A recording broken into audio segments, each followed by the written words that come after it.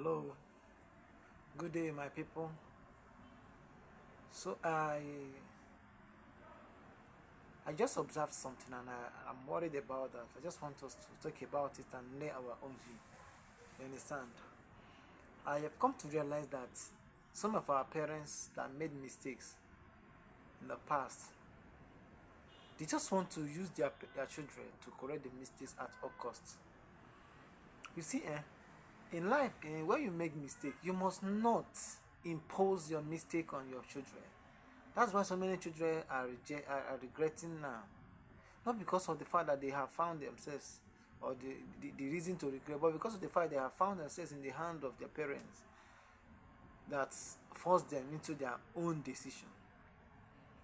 See, you see sometimes when you want to get married, for instance, you want to get married, you tell your parents, sir, ma, I want to marry. You understand? And somebody is asking my hand in marriage, so sir, I want to marry. The first thing that they will ask is that, what is she doing? Or what is he doing? Let me use female as case study. They will ask the daughter, what is he doing? What is he doing? And you see the way they were asking as to say, they don't even care.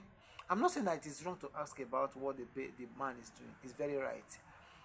And but I think the first thing to ask the baby, the daughter, is not what the man is doing. The first thing to ask the baby is that you should interact with your baby, your daughter, to know how, if really she loves the man first. Because it's possible that she doesn't even love the man, that is because of some other situations. Then you have to counsel your daughter. Not the first thing is not what is he doing. Now, if he tells you that now he's doing, maybe he's just a driver, then you say no. You don't even want to ask for that. You don't want to ask any other thing about the man. You just outrightly say no. You understand? Against the will of your daughter. Even in as much as it's important you guide your daughter, please don't impose your decision, your own choice on her. Do you understand? Now, do you ask whether the guy has future? If the guy is doing his best, because all of us must not be billionaires before we get married. There's some people that God is waiting for them to find the right person so that God will start blessing them. It's possible. Because in this life, we don't have perfect formula for it that will suit everybody. We have different formula that works for us differently. You understand? So you don't expect us to follow the same pattern, the same formula for us to achieve our goals. We have different ways of achieving our goals. You understand? Alternatively. You understand? So what I'm saying is that, and you see the parents, sometimes the parents will just give some flimsy reason, excuses. That like, I don't like the person's tribe. Are you the one living with the man? What concerns your tribe and the choice the daughter has made? I don't think that is the right. And sometimes some daughters that don't even know what they're doing, they just say, my father said, my father said. I'm not saying that you should disrespect your parents or your father. But I'm trying to let you know that some of the reasons they're imposing on you that are not necessary. What marriage has to do with, or what the tribe where the person came from has to do with the marriage. It's your personal decision and your choice. Now, are you the one that determines the type of man that will marry your daughter, marry your father or your mother? So why will they determine the matter of man that you marry? It's not true. The right thing you should do is to guide your daughter to make the right choice, not for you to impose your own choice on her. And if the man is not very worthy, then you say, no, this is not right for you. And so many people have been unmarried for long because of that.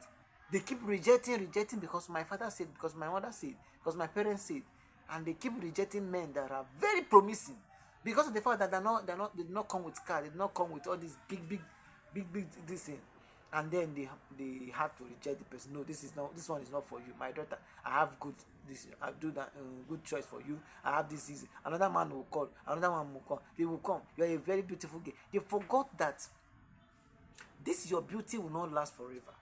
You understand? This your beauty will not last forever. You have to, and they have to obey your own command. They have to obey your own feelings.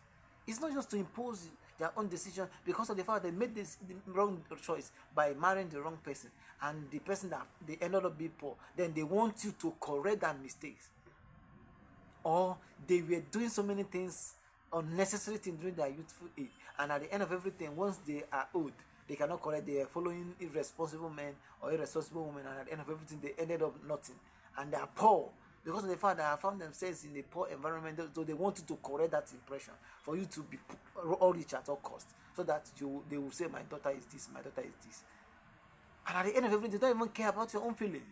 They don't care. So once they see somebody that is rich that comes around, the next thing, this is the right person, this is the right person. Now, whether you enter the marriage and you're not happy is none of their business. It's none. Only they care is that their in-law is bringing them something. They'll be priding with their that their in-law is rich, without knowing whether you are happy in your marriage or not. They don't care, because they're not the ones staying with the man. I see so many marriages, the man is rich because of the fact that the man is rich. So the man is maltreating so many people that are standing on so many spiritual covenants. You understand? You may be, because of the fact that your husband is rich, you don't know what the husband is doing to get that money. So when you get inside and you discover that this man is not genuine, it's not right, the source of his income is not right, and because of that, you cannot go back again. Why? Because of what your parents have imposed on you. They have imposed so many things that on you, that this person will be your boss. So even when it is against your own choice, against your own way. I'm not saying that you should disrespect your parents or disrespect your guardians, but I'm trying to let you know that let your own decision stand. You are the one to live with the man, not your parents. They don't care. They have already made their own choices and they have already married. So they don't have right to impose that decision on you. Like, this is the person you must marry. This is the person you must marry. The person must come from this. I've seen so many people that that around me that are regretting because of the decision they made in the past. Because of my parents said. Your parents will determine the type of man you marry. The parents will determine the status of the man you marry. The person will determine the type of tribe you marry. Who does that? And because of the fact you don't want to disrespect them, you keep rejecting men. You keep rejecting men until when you are 40. And they will be the one that will start telling you other people are married. Juliet married this person, and see how Juliet is doing well in her husband's house. But they have been the one rejecting your own. So I can tell you, please, don't disrespect your parents, don't disrespect your guidance, but learn to know what you want. Learn to pursue what you want, irrespective of the pressure. You understand? Everybody must not be rich before the person gets married. No. So many of us that are not very wealthy, and some of us, when the person comes, I think, okay, let me just say this. I think my own criteria when you is subject for criticism. Now, if a man comes to you, the first thing you should check in that man is that whether the man genuinely loves. If the man loves you, that is the first thing. Now, is the man fear God? If the man fears God, right? If the man fears God, because any man that fears God genuinely, I don't mean the any man that goes to church. I mean any man that fears God will understand that you are his person, that you are under assignment with him. He will not hurt you. That is the first thing. That's what I mean. Any man that fears God. Any man that fears God will understand that you are God also in his life. He will value you and value whatever you represent. You understand? He will value you and value whatever you represent. So if the man fears God, outwardly the man must fear you. And the man must reverence you. The man will not cheat on you. The man will not do something that will hurt you. That is the second criteria. Now the third criteria is that is the man planning to be somebody in future? Because there's some lazy men around. There's some people that are just lazing around. They just want to find a woman around, and then they think that the only thing about marriage is just to have sex and give birth. If the man is a man that is doing his best to better his life, then it's another way to go. You understand? Do you get it now? But and again, if the man is someone that is teachable, even when he's poor or he's lazy, but he's teachable, it's another thing to consider. Because some people, their background, where they came from, affect them. So because the fact they came from a background that gave them opportunity to be lazy. So if the man is teachable, then you can accept the man and then teach the man. You understand? Sir. Some people are lazy before when they get married, their wife will brighten them up. The same thing as women. That some women are very lazy when they get married to the right man. The man will just teach them how to make money. So many people, we are not complete until we get together. You understand what I'm saying? So when you have checked all these criteria, if this man is up and doing, is a hardworking man, the man fears God, he reverences God. You understand? And the man is promising, has a promising future in the sense that he's doing his best. I'm not saying that he must be very wealthy before you accept him. If he's doing his best, that this man is doing his best, and he genuinely loves you, I think these three are the major things you should consider. Not about the tribe, not about what your parents say, not about the financial status of the man. That is secondary. You understand? Because even if the man has money, but he doesn't value you, he doesn't fear God, he doesn't value you, when you come to that marriage, you will not enjoy that marriage. But if the man values you, the man loves you genuinely, and sees you as his own person, he will not hurt you. You understand? Besides, it gives woman more joy and more fulfilling when you come into a man's life and build the same future with him together, than when he has already built the future and then you come. You don't have that right to talk to him. You don't have right to do anything you want to do. You'll be living as a slave. I'm not saying that generally you live as a slave, but I'm trying to let you know that there is joy and fulfilling when you come into a man's life and then build the same future from the scratch with him. He will respect you. He will value you. There's some level of respect and level of dignity you will build with the man, and no one will stand against it. I can tell you. Unlike when the man has already made money and the man is already bouncing in his way, and then you come and then decided to say, "Dad, mom, sweetie, you cannot do this. You cannot do that kind of thing." There are levels you cannot go. You understand what I'm saying? But when you have come and started the future with the man, do you build it with him? I think there are some level of access you have to his wealth that, if you had already come when he has already built the future, that you will be struggling to have that access. So stop looking for already made men. I know there are already made men, but I think the right thing to do is not just to look for already made men. What is the man doing? Is the man working in an oil company? Is the man driving car? Is the man doing this? What type of house is he living? They are all important, but they are secondary. The major thing are these 30 things I just mentioned. Is the man doing his best to make sure that he makes his life better? Does the man loves you genuinely? Do you get it? Does the man fear God? Because if the man fears God genuinely, the man will reference you. He will see you as his partner, and he will reference you, and he will honor you, and he will respect you. I'm telling you the truth.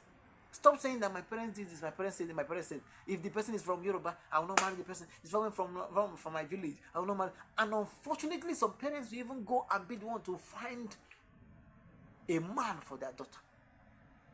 Imagine. Someone like me, if you bring a man for me, I will not accept. That is the truth. That is the truth. I have to know the person. Not you bring, because I'm the one to live with the person, not you. I'm the one to live with the person, not you. So why are you bringing someone that you like? It's not someone that you like, it's someone that I like. I'm the one I don't want to live with the person. If the person loves you and you love the person, then you two of you can stay. But if, as far as I'm the one to live with the person, I have the right to choose who I will live with. Not you. Not you. I mean, not you. I'm sure about what I'm saying. I'm not you. You can't find somebody and impose the person on me to marry. For what? If you love the person, that the person has character. Unfortunately, I want to understand that every human being has good character when the person meets the right person. Even in the Bible says that Jezebel, as bad as Jezebel was in the Bible, Jezebel and the husband, two of them are living very good. Very good husband.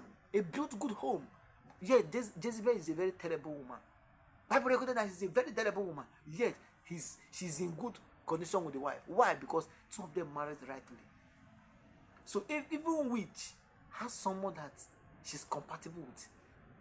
So that the man that you saw, the lady you saw on the road, and you fell in love with her, is not the reason why you should bring it for me to marry, that she has a good character. If she's compatible with you, she will not be compatible with me. Do you get the angle I'm coming from? So it's a personal journey. It's a race that we should scrutinize before we enter. You get what I'm saying? So nobody should impose anyone to you. You have the right to make your choice. And I pray that we will not walk, I will not regret our decisions. Thank you very much. I still remain Pharmacist Stephen Ikechukwu. remember there is always room for you to lay your own view. Say whatever you want to say. You in this comment section, drop whatever you want to say. We will still scrutinize it. We will still accept it. Nobody knows it all. That is why in everything we say, we don't just do it. This is how it should stand. We make it open for us. This is our own view about this, and you also have the right to make your own view. So you understand, we are all learning, and I pray God will help us. Thank you very much.